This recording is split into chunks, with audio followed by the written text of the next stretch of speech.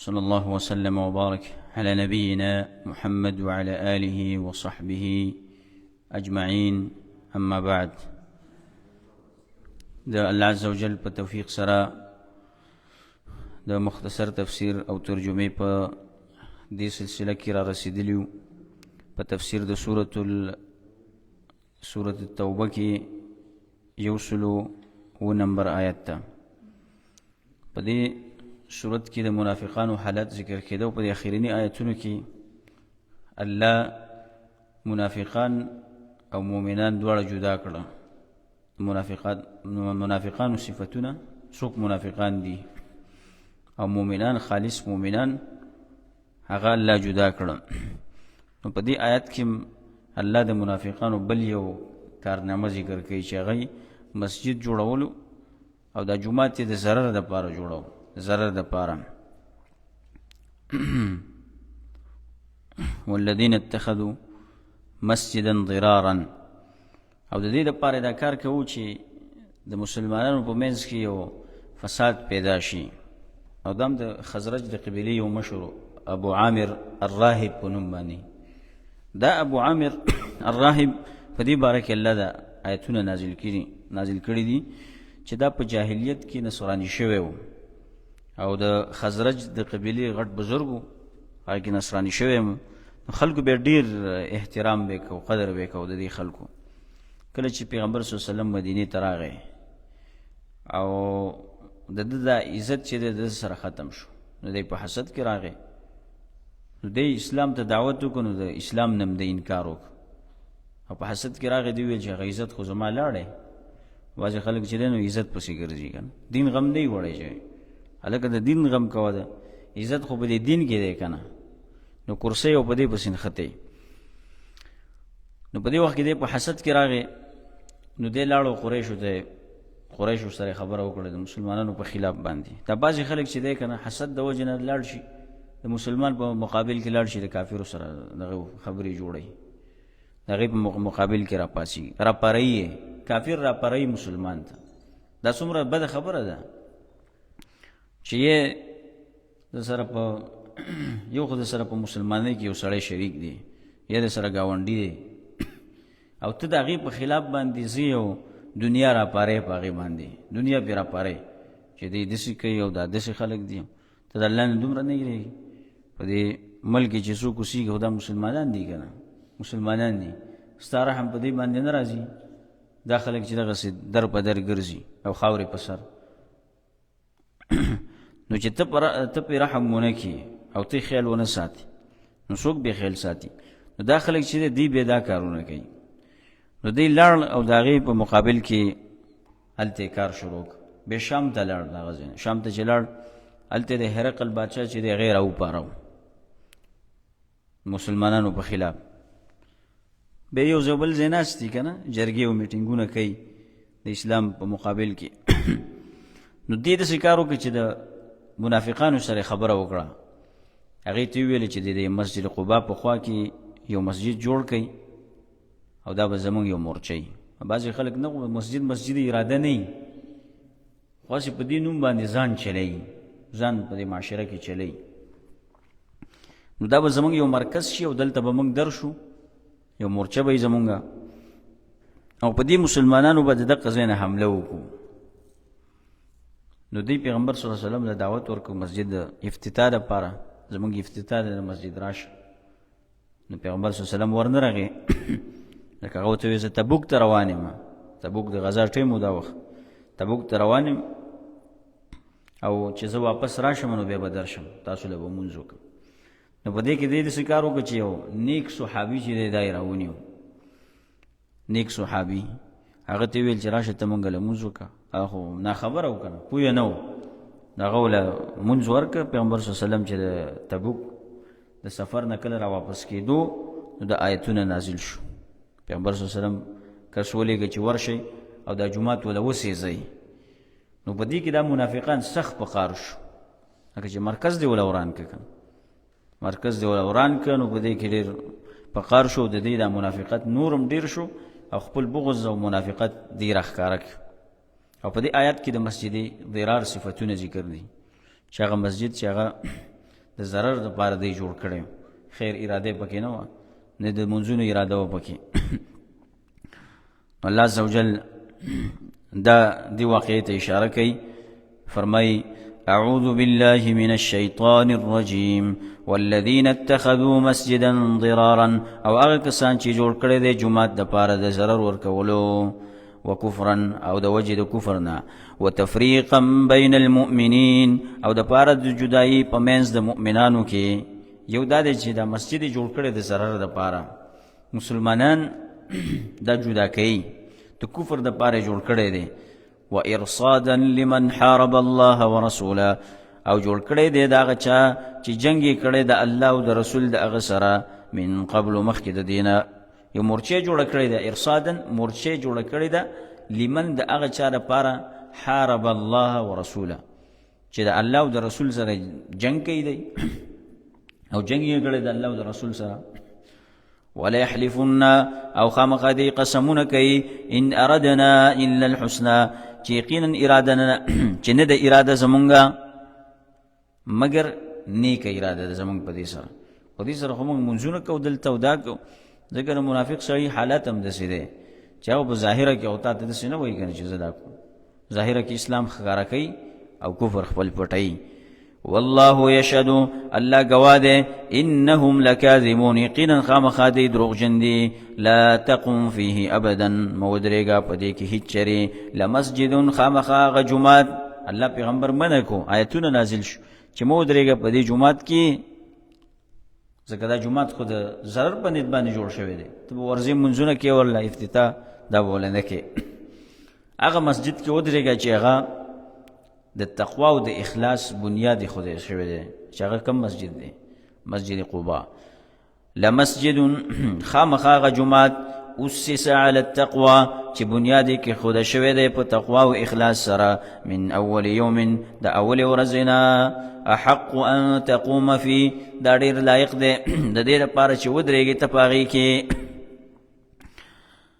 فيه رجال پدې کې سړي دي يحبون دی خوښوي ان يتطهروا چې ښه پاکي وکړي او ځان ښه پاک کړي والله يحب المطهرين او الله مینه کوي د ښه پاکونکو سره چې دی جومات والا داسې خلک دي چې هغوی ځان هم پاکوي ښه صفات والا خلک دی او دا مسجد بنیاد هم په تقوا باندې ایښودی شوی دی د بعضې خلکو جوماتونه صرف هسې مورچې جوړې کړي دي د کلي دغې د حجرې دي جوړې کړي ناست دي پکې بیټکونه یې پکې کولاو کړي او رسمونه رواجونه پکې کوي یا داسې خلک چې هغه بیا دغه خلک پاک هم یې الله وایي خلک پاک وي ځان هم پاکوي د قبا والا خلک چې دی دی ځان هم پاکوي دا به د دې صفت وي او نیکان خلک دي زمونږ استاسو نن سبا دا اوس چې دی ملګري کوم ملګري ما ته دا ویډیو وښودله په جومات کې چې ناست دي او هغه ځای کې مونځ ولاړ دی تراویح دي زما په خیال او دوی خو کسان ناست دي او ټیک ټاک یې پکې جوړوي دا څومره د افسوس خبره ده ځان ته موږ مسلمانان ویو نن سبا موږ ځان ته په دې مسلمانان ویو چې موږ منځونه کوو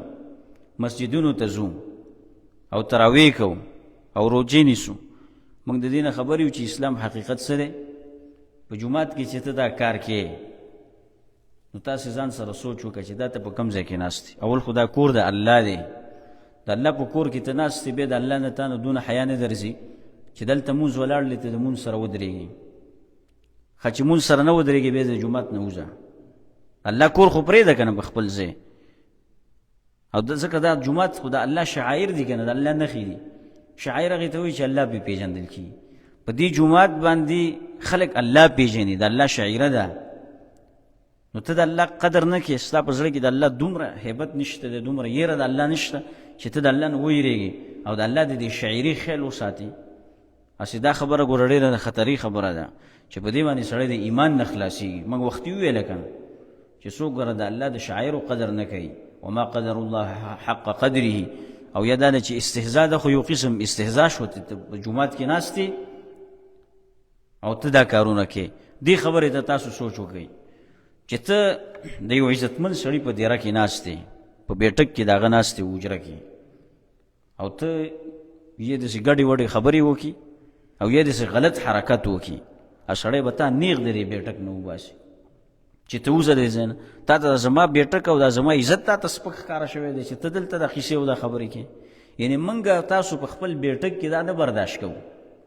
چې زمونږ په بیټک او په حجره کې او زمونږ په مخ کې دي خلک چا پسې خبرې وکړي یا دې د چا بې عزتي وکړي او بیا د الله په کور کې موږ برداشت کوو نو ایمان چېرته لاړی تا نه نو هسې افسوس خبره ده دا ډېره د افسوس خبره ده زه په اول ځل باندې دا ویډیو ګورم چې په جومات کې خلک ټیک ټاک یې جوړوي ګډېږي پکې الله المستعان په کوم حال به سړی جاړي زموږ د دې خلکو په کوم حال به سړی جاړي نو الله وایي ګوره دا خلک چې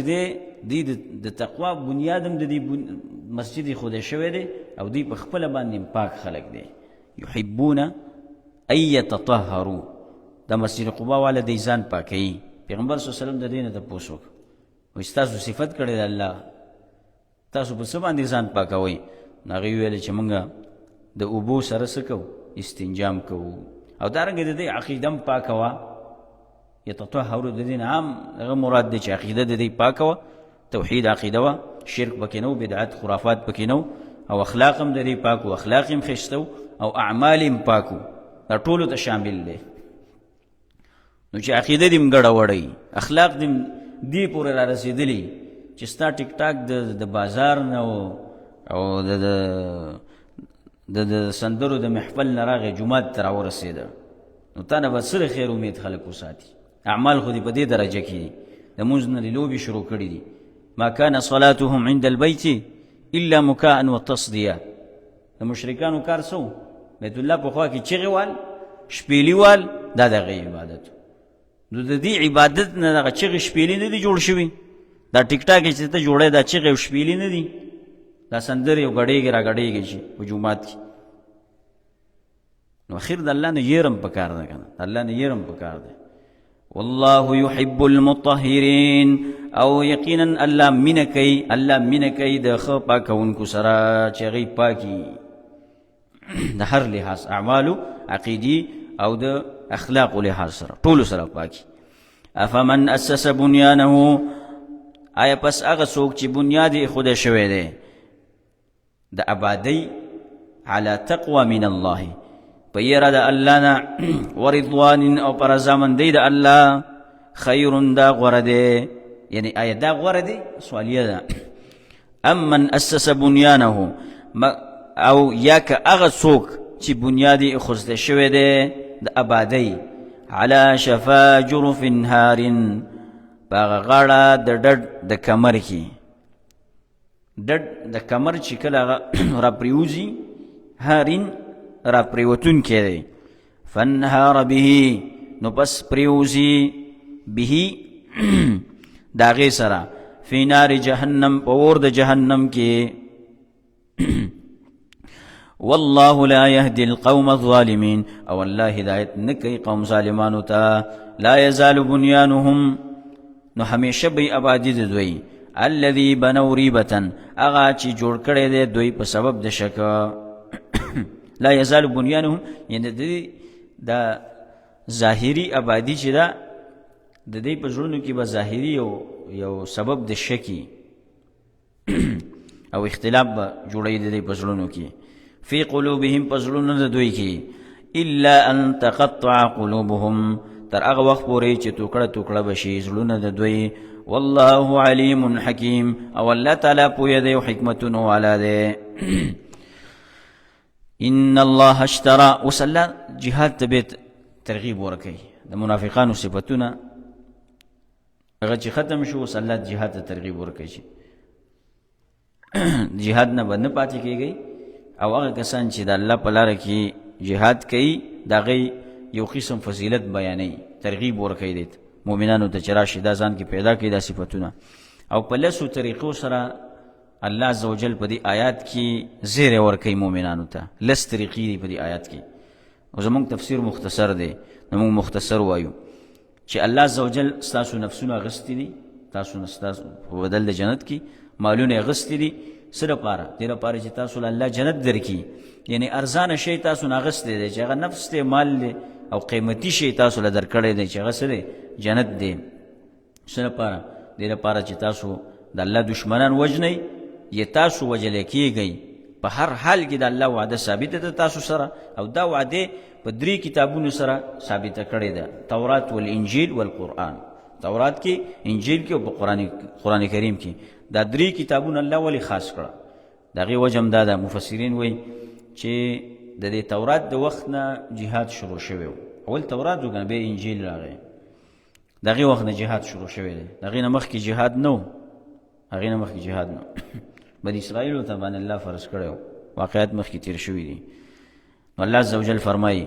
ان الله اشترى يقينا الله غستد من المؤمنين د مؤمناننا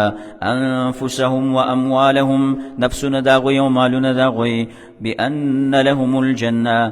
يقينا د دې لپاره جنت ده يقاتلون في سبيل الله دی بجنگ کوي په لار د الله کې فيقتلون ويقتلون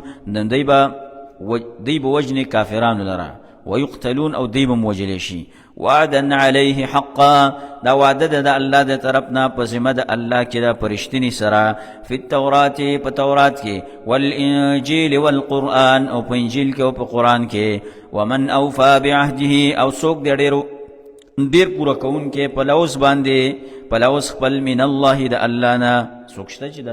الله نه ډیر لوز پورا کون کې چې الله تاسو سره کوم وعده وکي هغه به پورا کیدونکي وعده ده الله د خپل وعدو خلاف نه کوي فاستبشروا پس خوشاله شئ ببيعكم الذي بايعتم به تاسو پاغه سودا باندې چې تاسو سودا وکړه د الله سره به پاغه سره الله سلام پاغي سودا وکړه وذلك هو الفوز العظيم او دا کامیابی لویا ده التائبون وصلی نور صفاتونه ذکر کړي چې د دې مؤمنانو صفاتونه بسې د دې صفاتونه لس صفاتونه الله ذکر کړي په دې آیات کې چې د الله په لار کې څوک jihad کوي او الله باندې ځان خرڅي د دې خلقو صفت دی د دې خلقو صفت سره الله دا صفاتونه ذکر کوي التائبون توبه استونکي دي والعابدون وبندگی کوونکي دي الحامدون ستاینه کوونکي دي السائحون الراكعون او ګرځیدونکي دي د جهاد لپاره سائح دی ته وي سائح چغی ګرځي د الله په لار کې الراكعون ركوع کوونکي دي الساجدون الآمرون بالمعروف سجده کوونکي دي الآمرون بالمعروف او حکم کوونکي دي په نیکۍ سره دا صفاتونه دي ځان کې به پیدا کې توبه عبادت د الله بندگی کول د الله ستاینه صفاتونه بیانول او ګرځیدل د الله په لار کې الراكعون الساجدون چې دا صفات سره ختم شوه دي تاسو په نن سبا چې کوم رواجید تراوی کیږي په دې کې رکوع سجده شته رکوع سجده خو به بیخي پته نه لګي چې دا رکوع څنګه وکړو سجده څنګه وکړه او دا څنګه چې پرون تاسو کې چا کوم هغه ویډیو ما ته راولېږله هغه کس لګی د قرآن وایي خو بیخي به سړی پوهېږي نه چې دا اوس په کومه ژبه کې وایي سړی به بیخي پوهېږي نه دومره تیز دا قرآن وایي چې دې ته دا خلک به څنګه ولاړي او دې زه دې ته حیران یم چې دې دا احساس نه کوي چې دا مونځ مونږ کوو د څه دپاره یې کوو بس خو دا احساس هم پکار دی که په تراوه ولاړي بل ونه خپې چاپې کوي دا بل دا نوی قانون شو اوس ښه نوی قانون دا راووته چې یو په تراوه ولاړي او بل د خپې چاپې کوي دا خو ښه مزه کوي ښه بېغمه به ولاړئ ها خپې ول راکاږي الله المستعان الله المستعان دا زمونږ حالات دي به مونږ ویو چې یاره ګراني راله به مونږ ویو چې مسلې جوړې دي او ملک کې داسې حالات راله او دا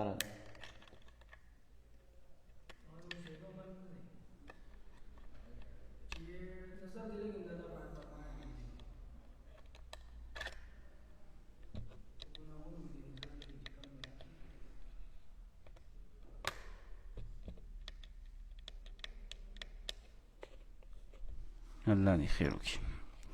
الله المستعان السائحون ګرځېدونکي او رکوع او سجده کوونکي چې مونځ کې د رکوع سجده نه معلومه نو دا مونځ به ستاسو قبول شي چې رکوع سجده دې پکې نه معلومه او چې په مونځ کې د تلاوت پته نه لګي چې دا زه څه وایم او دا زه چې څه وایم نو په دې زه پوهېږم او دا زه چې څه وایم نو په دې باندې دا خلک پوهېږي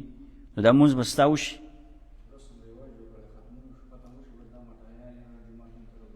او ختم په 3 ورځو کې په 3 ورځو ختم وکړه خو مه پې خپله پوهېږه او مه پې بل پوهې کوه او نه په دې 3 ورځو کې د ده ذهن دې ته ځي چې دا عبادت ما د الله وکړه او نه په دې مونځ باندې دا سړی بدل شي چې د جومات نه راوځي او دا بدل شي ځکه چې یو سړی چې مونځ وکړي هغې نه وروسته په کار دی چې ایماني حالت د ده بدلېږي که نه دی په دې بدلېږي هم نه نو چې ته پې نه بدلېږي نه پې پوهېږي نه پې بل پوهې کولی شي او نه پې الله ته نږدې کېدی شي نو اخر کې د څه لپاره خلک وایي که نه هندو ستړی او الله ناراضه ته خو ستا خو ځان ستړی که خو الله دې راضي که راضي دې نه که الراکعون الساجدون الامرون بالمعروف او هغه کسان چې حکم کوي په نیکۍ سره والناهون عن المنکر او منع کوونکي د بدۍ نه والحافظون لحدود الله او ساتونکي د حکمونو د الله سائحون کې یو معنی دام د مفسرینو کړې ده چې دا روجهدار ته وایي څوک روجې نیسي دې ته څه وایي سائح روجې نیونکي یا مهاجرین د الله په لاره کې یا ګرځېدونکي د جهاد دپاره یا د علم د زده کړې دپاره وتونکي دي نو دې کسانو ته څه وایي سائحون وایي یا ګرځېدونکي دي چې د الله ذکرونه کوي د خپل زړونه ګرځوي د الله د ذکر دپاره علم مجلسونو ته ځي د قرآن درسونو ته کینی او د دین کارونو پسې ګرځي دې ته سائح وایي والناهون عن المنکر او منع کوونکي دي د بدۍ نه والحافظون لحدود الله او ساتونکي دي د حکمونو د الله وبشر المؤمنین او زیر ورکا مؤمنانو ته ما كان للنبي ما كان للنبي ندی جایز ده پیغمبر د پاره والذین آمنوا دا کسانو د پاره چې ایمان راوړی دی ان یستغفروا للمشرکین دا چې بخنه وغواړي د مشرکانو د پاره دی آیت نازل شو کله چې پیغمبر صلی الله علیه وسلم ابو طالب ته څوک د ایمان راوړلو دعوت یې ورته وکړه سر ته وله ناست لیکن هغه په دغه حالت کې مړ شو ایمان یې رانه وړه ځکه هغه نور هم خواته ناست و که نه ابوجهل ورته ویې ګوره ایمان رانه وړئ په همدې کې مړ شه دا حالت ستا دپاره بهتر دی ډېر ملګري به دې جهنم ته ورسوي ښه ډېر به دې جهنم ته ورسوي بدخوایي خو ته به پرې د خیرخواو دغه کې ځکه دا جهنم ته ورسو که نه چې دی خواته نه وی ناست دا ملګري خو ده به ایمان قبول کړی وی نو عام قانون دی بیا دی آیات کې چې د مشرک دپاره به بخنه نه غواړي مشرک څه دی مخکې سره مناسبت هم دا دی الله ویل دا مشرکان څه دي دا دشمنان دي د الله د دې لپاره به بخنه نه غواړي ځکه د دې نه به براءت کې که نه د براءت به کې ما کان للنبي ندی جایز د پیغمبر دپاره والذین آمنوا دا کسانو دپاره چې ایمان راوړی دی ان یستغفروا للمشرکین دا چې بخنه وغواړي د مشرکانو دپاره ولو کانوا اولی قربا اگر کوي دی خاوندان د خپل ولی من بعد ما تبین لهم وروسته د هغې نه چې ښه ښکاره شوی دی دوی ته انهم اصحاب الجحیم چې یقینا دی خاوندان د اور دي د اور والا دي بخنه به ولنه غواړي خو سوال راځي دا وروسته آیات کې جواب دی سوال دا دی چې ابراهیم علیه السلام ولې بخنه غوښتې وه خپل پلار دپاره هاجر ولې بخنه غوښتې وه نو د هغې جواب څه دی چې هغې ته دا ابتدا کې بخنه غوښتې وه وله ابتدا کې بخنه وله غوښتې وه د الله نه لیکن کله چې هغه ته یقین وشو چې دا هاجر د الله صحیح دشمن دی نو بیا ته سم براعت یې ته وکړه د دې نه د هاجر نه سم براعت وکړه نو د هیڅ چا لپاره دا دلیل نه جوړېږي چې ابراهیم علیه السلام د مشرک دپاره بخنه غوښتې ده نو الله جواب کوي د دې سوال وما كان استغفار ابراهیم او نو بخنه غوښتل د ابراهیم علیه السلام لابیه د خپل پلار دپاره الا عن موعده وعدها ایاه مگر د وجې د وعدې نه چې وعده کړې وه وعده د هغه سره فلما تبین له نو هر کله چې ښه ښکاره شو دته دا کفر د دی انه عدو لله چې دا دشمن دی د الله تبرأ منه نو بیزار شو دا غنا ان ابراهیم یقینا ابراهیم علیه السلام لأواه حلیم خامخا ډیر نرم زړه والا او حلیم صبرناکو ډیر نرم دل انسان ابراهیم علیه السلام. اواه نرم زړه والا ته وایي، حلیم صبرناک. وما كان الله او ندی الله لیضل قوما دا چې گمراه کی یو قوم لرا بعد اذ هداهم ورست دا غینه چې هدایت کړی دی دوی ته حتی یبین لهم تر دې چې خو بیان کی دوی ته ما یتقون هغه څه چې دی ځان بچ کی دا غینه. ان الله بكل شيء علیم، یقینا الله په هر شی باندې پوهه دی. ان الله له ملک السماوات والارض. اوس دلیلونه راوړي اسمانونو زمکې بادشاہي د چا سره ده؟ د الله سره. نو د الله نه بغیر به د هیڅ چا پروا نه کوي، هیڅ چا نه به یېرېږي نه، ځکه اختیار د دې صرف د یو الله سره دی. ګوره که دا ټوله دنیا ستا په مقابل کې ودرېږي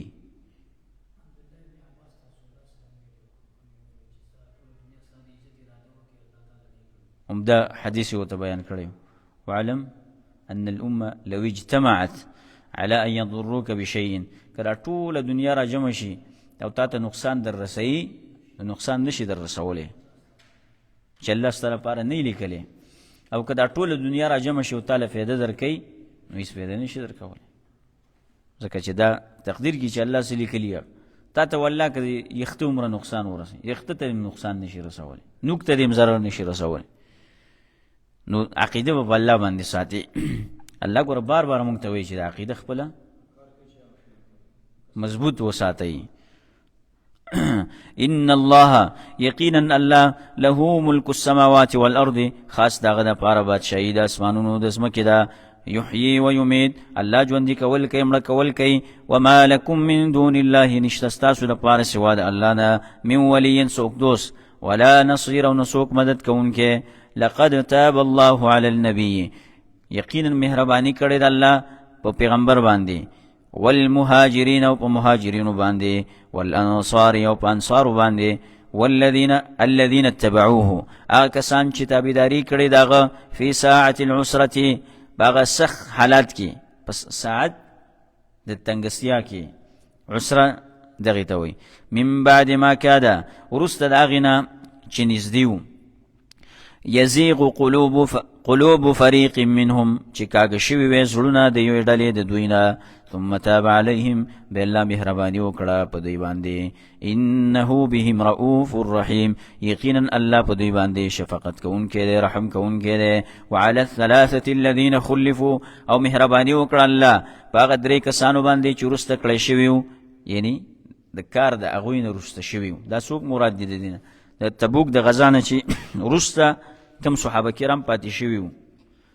هغه څوک وو؟ مخکې مونږ د هغې نمونه واغسته. اول کعب ابن مالک، مراره ابن الربیع او هلال ابن امیه، دا درې کسان پاتې شوي وو. نو پیغمبر صلی الله علیه وسلم ورته ویل چې ستاسو باره کې به د الله د حکم انتظار کوو. او مسلمانانو ته ویل چې تاسو به د دې سره خبرې نه کوئ څو پورې چې الله د دې باره کې یو حکم راولېږي. نو څلوېښت ورځې دی څه شو؟ دی دقسې تېرې کړي څلوېښت ورځې. نو بیا دا حکم راغی چې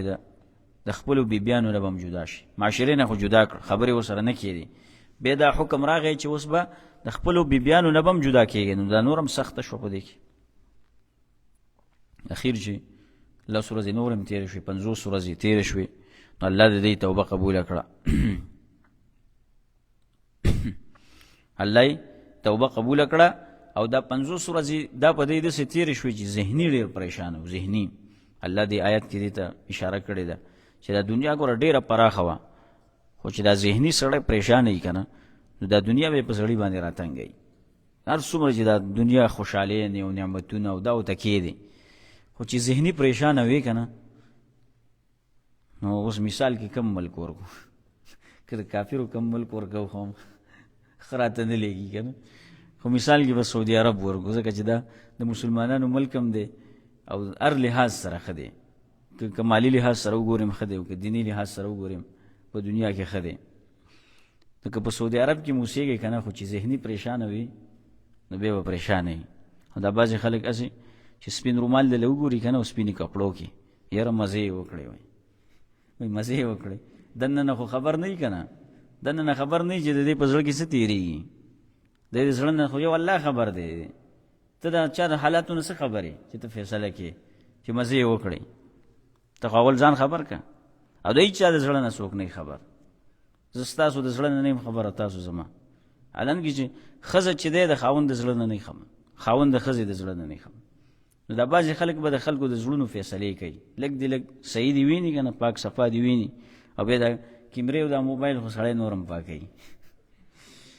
یاره وایي مزې دی، بس د دې خلکو پې سر دی، مزې وکړئ، موږ پرېږده چې خوار وزار ګرځو، نور خو خبر نه دی. دا مسافران چې دي څنګه ژوند کوي دلته؟ تاسو خپل ژوند ته سوچ وکړئ، دا څومره سخت ژوند دی. د دې احساس چې دی دا چاته نه کېږي. نو موږ دغه خلکو ته ویو، دا کوم چې ناست دي په دې خپلو کورونو کې، زموږ په دې ملکونو کې، چې تاسو د دې خلکو قدر کوئ، قدر یې کوئ. ځکه چې دا خلک چې کمې سختې تېروي که نه، دا یو رو جماعت دی چې په دې باندې راځي، دا څومره سخت دی. د خپل اهل نه، د خپل کور نه، د دې نه جدا، خپلو بچو نه، د مور پلار نه، د کلي د ماحول نه جدا، د خپلوانو نه جدا. دا څومره سخته خبره ده. او بیا خو دا پرېږده چې د اقامې مسلې دي جدا دي، او اقامه را باندې راله، کفیل به رانه پیسې غواړي، او ټکس را باندې راغی، مخالفې مې اخیستې دي، هغه به څنګه ډکومه، او نورې قصې خو لا پرېږده، او چې بیمار شي پکې هغه خو پرېږده، هغه علاجونو ته خو جدا سوچ. او چې زه نو ټیکټ به د کوم ځای نه کوم، ټیکټ به د کوم ځای نه پیدا کوم، او کارونه خو نشته، کارونه دغه حساب، تنخواګانې دغه حساب سره. نو دا خلک چې څومره سختې تېروي که نه، نو د دې چې څونه شکریه وشي دا کمه ده، دا کمه ده. نو د دې خلکو ډېر خیال ساتل پکار دي. او د مسافر سړي زړه هم ډېر نری، او بیا چې بس هلته خلک دا دغه هم وکړي که نه، چې یاره تا خو مزې خو ده وکړئ، په مزو یې سر دی، او تاسو خو بس تباه و برباد یې وئ، نو هغه بس هغه نور هم دغې شي که نه. نو الله دې رحم وکړي. نو په دې باندې م الله وایي دا ځمکه پرې راتنګه شوه. د خوشحالي هغه ده چې سړي ذهن خوشحاله وي، او ذهن چې د کله خوشحاله و که نه، بیا مړه سابه و دغه خوره، خو جوارې خوره، زړه به دې ښه خوشحاله وي. او چې زړه دې خوشحاله نه و که نه، ګډان مخې ته کېده نو والله که دې تیر شي. چې دې مرۍ نه نه تېرېږي نو څه به پې وکړي، څه به پې وکړي. خوشحالي هغه ده چې د زړه خوشحالي، د زړه خوشحالي. الله دې زموږ ستاسو زړونه خوشحاله کړي، او الله دې په موږ رحم وکړي. الله دې واقعي ته اشاره کوي. وعلى الثلاثة الذين خلفوا، او مهرباني وکړه الله په هغه درې کسانو باندې چې وروسته کړی شوي وو د خپل کار نه، حتی اذا ضاقت عليهم الارض، تر دې پورې چې تنګه شوه په دې باندې ځمکه، بما رحبت. نو څوک به وایي چې ځمکه خو ډېره پراخه وه که نه، څنګه تنګه شوه په دې باندې؟ الله وایي سره د پراخوالي نه دا ځمکه په دې باندې تنګه شوه.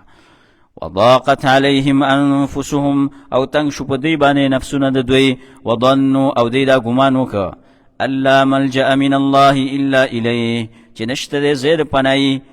د الله نه مګر هغه ته دی. پناهي ځای هم نشته، زموږ خو بل در هم نشته، د مسلمان بل دري د الله نه بغیر بل در هم نشته. ثم تاب عليهم، بیا الله توفیق د توبې ورکو دی لره، یې مهرباني وکړه په دی، لیتوبو د دې لپاره چې توبه وباسي. ان الله هو التواب الرحیم، یقینا الله خاص توبه قبلونکی دی، رحم کوونکی دی. یا ایها الذین آمنوا، اے ایمان والاو الله ایمان والاو له ترغیب ورکوي، اے هغه کسانو چې ایمان یې راوړی دی، ویرېږئ د الله نه. یا ایها الذین آمنوا اتقوا الله، ویرېږئ د الله نه. وكونوا مع الصادقين، او شی د رښتینو خلکونه. ما كان لأهل المدینه، اوس په دې کې ترغیب دی څه ته؟ قتال ته. ډېر په ناشنا بلیغ انداز سره الله قتال او جهاد ته ترغیب ورکوي، چې په دې کې څه راځي؟ غلبه د اسلام راځي، او علم تم پکې ترغیب ورکوي. صرف دا نه دی، علم بم کې چې علم در سره نه وکنه، او جهاد دې کوو نو بیا به ډېر سخت خطا کېږي. او بې علمه خلک چې جهاد کوي، هغه په ځای د دې چې اصلاح راولي فساد راولي. جهاد داسې نه دی چې بس صرف دغه راواخله او په اوږې کا او ډز ټوز جوړ کا، دا نه دی. چې علم در سره نه و، او په سیرت نه پوهېدې، په نبوي منهج باندې نه پوهېدې، نو ته به د اصلاح په ځای باندې فساد ډېر راولي. نو الله ځکه وایي چې علم پکې ضروري دی، ځکه دواړو سره د اسلام غلبه راځي. چې علم نه خو جهالت راغی که نه، او چې جهالت راغی نو اسلام به څنګه غالب دی؟ چې اسلام د تواضع نه دی او په خپله باندې نه پوهېږي، چې په خپله د دین په وړه وړه مسله نه پوهېږي او په غټو مسلو کې خبرې کوي. دا بعضې خلک چې دی دوی له دا غټې مسلې ډېره مزه ورکوي. که دې باره کې خبرې شي که نه، د مسلمان وینه تویول او ډز ډوز جوړول دا یې ډېر خوښي. خو که د علم او دغه خبرې شي، په دې کې فتوې هم ورکوي. هر چاله بغیر د دې نه چې ته استفتاء وکړي، مفتي صاحب دایي د فتوو باران به درته جوړ کړي، راوبې باسي د جم نه. خو که چېرته یو علمي مسله له مخې ته کېږي چې دا د رکوع د سجدې او د سجده سهو مسله و یاره زه پرې نه پوهېږم، چېرته مفتي صاحب نه او د مولي صاحب نه تپوس وکړه. خو څنګه د غټو مسلو باندې خو ته پوهېږي چې هغه د وینو مسلې دي، د امت غټې مسلې دي چې د امت سره تعلق ساتي، د اسلام غټې مسلې دي. په دې باندې ته پوهېږي او د سجده سهو په مسله باندې نه پوهېږي. په دغه مسله کې ته فتوا ورکې او بیا په دې مسله کې ته فتوې نه ځان ساتي، نو لږ سوچ پکار دی، لږ عقل پکار دی. دا مسلې ډېرې درنې دي، دا به د علم نه وروسته په دې کې بحث کې. تاسو یقین وکړئ بعضې مسلې د سړي ذهن ته راشي چې موږ به کې کنفیوز شو. کنفیوز د انګلیش والا چې وایي که نه، کنفیوز شو پکې چې دا اوس څنګه څه حساب دی، سړی پکې حیران شي. معرکة الآراء مسلې دي، غټ غټ علما چې دي هغوی پکې کنفیوز شوي دي چې دا اوس دا مسله څنګه ده او دا څنګه ده. او موږ او تاسو د دسترخوان په سر باندې مسله حل کوو. دا زمونږ دغه چیلنج چې دی دسترخوان نه موږ پاسېدلي یو چې دا مسله موږ حل کړې. ګوره چې په کومه مسله کې بحث شروع شي نو ویو چې د دې ځای د پاسېدو سره به موږ دا مسله حل کړي، حل ولا ډایرکټ راوباسو. فتوا ده چې دا فتوا د دې حکم موږ رایستی چې د دې ځای نه پاسیو، نو داسې نه ده. لږ سوچ پکار دی، لږ سوچ پکار دی. د مسلو کې دا ډېر د احتیاط مسلې دي او دا ډېرې غټې مسلې دي. ولې دې پسې شاته چې څه مرتب کېږي که نه، شاته چې څه راځي او د دې نه څه جوړېږي او کومې نتیجې ترې راځي هغه بیا ډېرې سخت دي. نو د دې وجې نه دې کې به ډېر په احتیاط باندې قدم اخلئ، ډېر په احتیاط باندې. علماو سره مشوره، د مشرانو خلکو سره مشوره چې کوم په دې باب کې هغې تجربه او حق پرسته خلک. یو خو داسې خلک چې هغه تا د دین نه اړه یو بوزدله انسان دی، بوزدله سړی دی، ته چې د هغه سره مشورې کوې او باطل پرسته سړی دی، دا خو تا نور هم د دین نه اړوي که نه، او د دین غم کې خو نه دی. او یو داسې خلک چې هغه بوزدله نه دي، حق پرسته خلک دي. حق پرسته خلک هم معلوم دي، د هغې سره مشوره او د سوچ او د دغه نه وروسته فیصله کول پکار دي. او په دې باره کې ډېرې خبرې نه. ما کان لأهل المدینه، ندی مناسب د مدینې والاو لپاره، ومن حولهم من الاعراب، او هغه کسان چې چاپیرې د دینه د بانډچیانو نه، ان یتخلفوا عن رسول الله، دا چې وروسته پاتې شي د الله د رسول نه، ولا يرغبوا بانفسهم عن نفسه، او دا نه غوره کوي چې ځانونه خپل د ځان د هغه نه دی مناسب نه دي که نه چې دی پاتې شي. بعضې قبیلو ته الله اشاره کوي چې دی وروسته پاتې شوي دي. لکه تاسو خو به تلي وی که نه، دا بعضې قبیلې لکه د اسلم قبیله شوه او د غفار دا قبیله شوه، دا خو په دې جوهینه قبیله شوه، دا په دې مدینې کې خواوشا اوسېدل. لکه تاسو خو ګاونډیان وی که نه، دومره خیال خو به م ساتلی وی چې راوځي به وی. هسې ګاونډي کله چې اور بل شي خو بل راوځي که نه، مدد یې کوي. تاسو دومره خیال نشئ سات. دا بعضې ګاونډي ماسې بس نومي ګاونډي. الله ورته وایي چې ګوره دا کار تاسو له نو پکار. ذلک بانهم، دا په دې وجه چې بانهم چې یقینا دوی لا یصیبهم نرسیږي دوی ته ظمأ ستنده ولا نصب او نستړیوالی. ظمأ تندې ته وایي، سړی ستږي، نصب ستړیوالی. ولا مخمصة في سبيل الله، او نلوگا پلار د الله کی. ولا يطؤون موطئا، او نگرزی دوی پی ولارا یغیض الكفار، چی غوسه کوي کافرانو لرا، چی کم قدم دی خپک دی د الله پلاره کی په دې سره کافران غوسه کوي. ولا ینالون، او دوی نرسیږي من عدو دشمن ته، نیلا په هیڅ رسېدلو سره. رسیدل مطلب دا دی چې نه قتل کوي او نه قید کوي، نه راولي د ځان سره. الا كتب لهم به عمل صالح مگر لیکل کېږي بعد دوی د پاره په هغې سره عمل نیک. ان الله لا يضيع اجر المحسنين یقینا الله نه ضایع کوي اجر د نیک عمل خلکو. دا ارس الله لیکي کم قدم چې ته د الله په لاره کېږدې او کومه لږه تیرې او کومه تنده تیرې دا ټول الله لیکي، ټول الله لیکي او الله په دې باندې اجر ورکوي او الله د نیکانو خلکو اجر نه ضایع کوي. ولا ينفقون نفقة او نه خرج کوي دوی څه خرج صغیرة لږ ولا کبیرة او نه ډېر. صغیره یعنی لږ معمولی خرج معمولی خرج او یا ډېر خرج چې دی د الله په لاره کې کوي.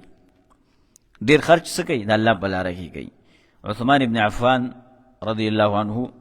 د تبوک د پاره چې تیاری کو کنه نو 1000 دیناره او 300 اوخان سره د سامانونو دا دې صدقه کړي وو. دې ته وایي نفقه کبیره، غټه نفقه د الله په لاره کې. نو په دغه وخت کې پیغمبر صلی الله علیه وسلم ویله چې عثمان چې نن داسې کار وکړه داسې کار یې وکړه چې اوس د دې نه وروسته دی هر څه کوي نو په داسې حرج نشته، هر څه دا کوي او بار بار یې دا جمله تکراروله، بار بار یې دا خبره کوله. ولا يقطعون واديا او نه پرې کوي د یو میدان لره په سفر سره الا كتب لهم مگر لیکلی شي د دوی لره اجر داغي لیکلی کېږي. لیجزیهم الله دې لپاره چې بدله ورکړي الله دوی ته احسن ما كانوا يعملون ډېر ښایسته د هغه عملونو چې دوی کوي. وما كان المؤمنون او نه دی مناسب د مؤمنانو لپاره لینفروا کافة دې لپاره چې اوسي جهاد ته ټول یا علم ته ټول وځي، دا ټول نه دی مناسب. دا نه ده چې بس صرف یې بستره په شاکه د دین نورې مسلې پرېږده تبلیغ ته کار وویوه صحیح ده، دا د دین دعوت دی علم لاره پرېږده بیا علم دی ته علم نه ښکاري. یو کتاب یې راټینګ کړی او لګې یې نښتي ورته د علم هم لږه لاره اختیار کړه که نه لږ دې بل طرف ته هم لږ توجه کوه. نو الله وایي چې دا جایز نه دي چې ټول مسلمانان څه وځي جهاد ته وځي، دا مناسب نه دي. الله دې کې جهاد ته هم ترغیب ورکړی دی چې جهاد ته به وځئ او د رسول نه به وروسته نه پاتې کېږئ، په هر حالت کې وتل څه دي ضروري دي. لیکن د علم زده کړه چې د دام ګوره د نه پاتې نه شي. څه کسان به داسې تاسو کې یي چې هغه به د علم دپاره پاتې کېږي، دا دومره ضروري خبره ده. د علم زده کړه دا ډېره ضروري ده. ځکه بغیر د دې نه ما تاسو ته څه وویله جهاد نشي کولی. زه تاسو ته یو مثال در کوم. یو سړی دی چې هغه وایي زه مونځ کوم او د مونځ طریقه دته نه ده یاده، یعنی مونځ کې څومره فرایض دي مستحبات دي څومره د مونځ سره چې څومره تړلي مسایل دي متعلق دا دته نه دي یاد. او که مونځ کې خطا شي بیا به خطا څنګه راواپس کې، سجده سهوه به څنګه کې، په کومو ځایونو کې به سجده سهوه کې، کومو ځایونو کې به نه کې، زیادت دې نه وشي نقصان دې نه وشي، دا مسئلې دته نه دي یاد. دا سړی به مونځ وکړي په صحیح طریقه نشي کولی. نو چې ته وایې چې زه جهاد کوم او تا ته دا مسایل نه یاد نو ته بیا وکړي و به یې کې په کولو خو کېږي. سړی وایي په ډیران مونځ نه کېږي او بل ویل ما کړی وایي وشو و به یې کې خو بیا په ډیران باندې وکړي. نو د دې نه موږ دا خبره کوو چې علم څه دی دا ډېر ضروري دی. علم ډېر ضروري دی. عمل اول علم دی.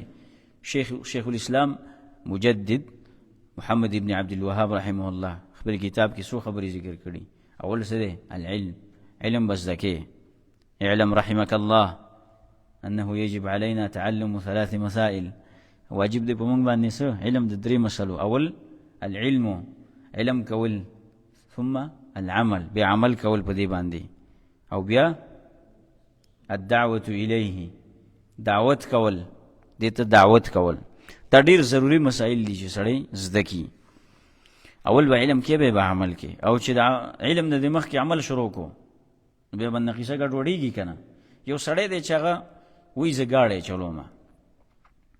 او استاز دې لکه چل یاد نه کړي د استاز نه او ګاډي ته وختو نو څه به کوي؟ دا ګاډی به د یو ځای نه ډبوي که نه کوم ځای سره به جنګوي، ځکه چې دغته خو نه ګیرونه یاد دي او نه سټرنګ چل ولا ورځي. نو خامخا دا سړی به په دې کې خطا کېږي. اول به زده کې بیا به عمل کې عمل وکړي. نو د دې وجه نه علم چې دی دا ضروري دی. وما كان المؤمنون او ندی مناسب د مؤمنانو دپاره لینفروا کافة دې دپاره چې وځي جهاد ته ټول. فلولا نفر من كل فرقة منهم طائفة نو ولې نه ده پس ولې نه وځي نفر ولې نه وځي من كل فرقة د هرې ډلې نه منهم طائفة د دې نه څه کسان یوه ډله لیتفقهوا فی الدین د دې لپاره چې پوهه حاصله کړي په دین کې ولینذروا قومهم او د دې لپاره چې یې ورکړي خپل قوم لره په علم سره په بیان د علم باندې خلک یریږي که نه چې د الله نه ویرې. اذا رجعوا الیهم کله چې را واپس شي دی هغې ته لعلهم یحذرون د دې لپاره چې دی ویریږي او یې ځان بچ کړي د ګناهونو نه. یا ایها الذین آمنوا اوس الله ترغیب ورکوي جهاد له. بل قانون الله بیانوي چې جهاد به کې د نږدې خلکو سره نږدې خلکو نه به شروع وکړي او جنگ به د دې سره شروع کړي ځکه چې د لرې نه راونیسي بیا درته قصه ګرانېږي او د میز نه چې راونیسي قصه درته ګرانېږي.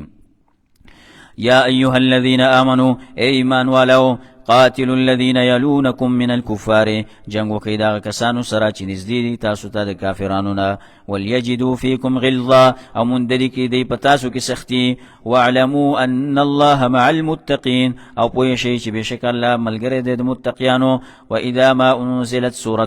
په دې کې اوس نور صفتونه د منافقانو نور بد صفتونه پکې الله راوړي. یو دا چې کله صورت نازل شي دیسې دیو چې دا ټوغې کوي په هغې پسې ټوغې کوي په هغې پسې نو الله دا صفتونه د دې بیانوي. واذا ما انزلت سوره او کله چې نازل شي صورت فمنهم من یقول نو بعضې په دې کې هغه کسان دي چې وایي ایکم زادته هذه ایمانا کوم یو دی چې تاسو لره زیاتي کو دې صورت ایمان یعنی مسلمانانو ته وایي صورت خو راغی که نه څنګه ایمان یې ډېر کړ که کم یې کړله. فاما الذین آمنوا نو الله جواب ورکوي پس هر چې هغه کسان دي چې ایمان یې راوړی دی فزادتهم ایمانا نو زید که هغې لره ایمان وهم یستبشرون او دی خوشحاله یي د دې صورت په نازلېدو باندې خوشحاله یي. خو کوم چې کافر دي الله د دې پلیتي نور هم ډېروي مرض یې نور هم ډېروي. واما الذین فی قلوبهم مرض او هر چا کسان دي چې په زړونو د هغې کې مرض دی نفاق دی پکې فزادتهم رجسا الی رجسهم نو زیات یې کړو هغې لره پلیتي د پلیتۍ د هغې نه.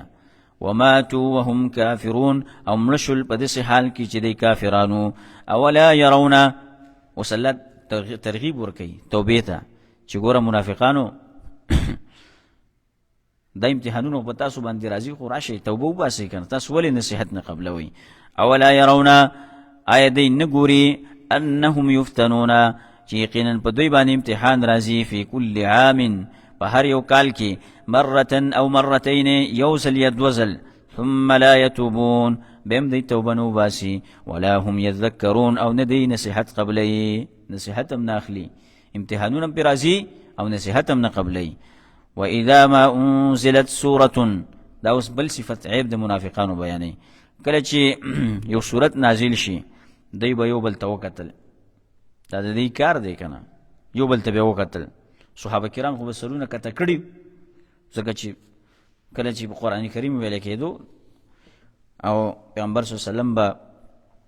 صحابه کرامو ته نصیحت کو د هغې سرونه به ښکته نو یو بل ته به یې وکتل په پټه په پټه به یو بل ته څه وبې کتل یو بل ته چې په دې کې خو څوک موږ ته ګوري را ګوري نه چا به نه کتلې خپې به یې ویستې د هغه ځای نه به ووتل. نو دې کې هغه خلک هم راځي چې د قرآن درس شروعي او دې ته خپې وباسي قرآن درس شروعي دې ته خپې وباسي دا ډېره د بدبختۍ علامه ده چې سړی قرآن ته نه کښېني. دا وګوره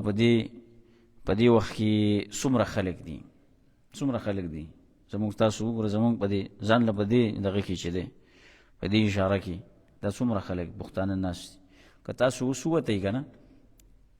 نو که تمیز ترې راغسته خو نمبر به درته نه میلاویږي چېرته ګنټه وروسته به درته میلاو شي او چې ګورئ څوک دی پښتانه دي په دې کې اول نمبر. خو که د مزدورۍ غږ وشو او په دې اشاره کې څوک راغی نو دی به له ټولو نه مخکې پسې رواني. خو چې قرآن بیانېږي بیا به ډېر کم خلک ګوري چې هغه به قرآن ته ناست دي. نو دا ډېر د افسوس مقام دی زموږ ستاسو په حال باندې چې مونږ د الله کتاب ته نه کینو د هغې نه زړونه زموږ ماړه دي او بیا چې کینو هم خپې وباسو. نو الله د دې منافقانو دا صفت بیان کړی. دا صرف خاص نه ده په هغې منافقانو پسې چې هغې پسې خاص ده نور څوک په دې کې نه راځي. واذا ما انزلت سورة کله چې نازل شي یو صورت نظر بعضهم الى بعض نو وګوري بعضې د دې نه بعضو ته هل یراکم من احد آیا اینې تاسو لره څوک په دې وخت کې ثم انصرفوا بیا وګرځېدوی صرف الله قلوبهم نو وبه ګرځولي دي الله زړونه د دوی د حق نه. ګوره څوک هم چې د الله د کتاب نه اعراض کوي که نه مخ دې اړوي الله هم د دې سړي نه مخ اړوي.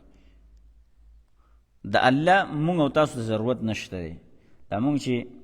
تفسیر کوو درس کوو دلته ناست یو دا مونږ او تاسو د خپل ځان دپاره کوو. اول زه دا د خپل ځان دپاره کوم چې الله ما اصلاح کړي او داسې هر یو او بیا خلکو ته خیر رسول ځکه چې زمونږ هم دې ته ضرورت دی که نه چې مونږ اصلاح شو الله زمونږ اصلاح وکړي. نو زمونږ الله ته ضرورت دی خو د الله عز وجل مونږ تاسو ته ضرورت نشته. که مونږ تاسو د الله بندگی کوو نه الله ته پې څه فایده رسېږي نه او که نه یې کوم الله ته پې څه فایده نه. خو دا زمونږ ستاسو د خپل ځان سره ښه دي چې مونږ د خپل ځان سره ښه کوو په دې. او دا د الله قانون دی که د الله کتاب ته د مخ ور واړو خو الله دې ته مخ راړی او که د الله د کتاب نه د مخ واړو نو الله دې نه مخ اړوي الله دې نه مخ اړوي. صحیح ده دا د قرآن درسونه دا درانه قرآن ډېر درون کتاب دی ثقیله ډېره درنه خبره ده. خو چې کله د دې سره عادي شي که نه د قرآن کریم تلاوت سره ته عادي شوي نو دا به بیا تا ته بلکل اسان ښکاري لکه د اوبه څښکې. که قرآن تلاوت کې اسان به درته ښکاري که تفسیر یې کې ترجمه کې دا به هم درته اسان ښکاري. اول کې په سړي باندې دروند دي دا د زموږ د ګناهونو د وجې نه دا درنېږي په موږ باندې.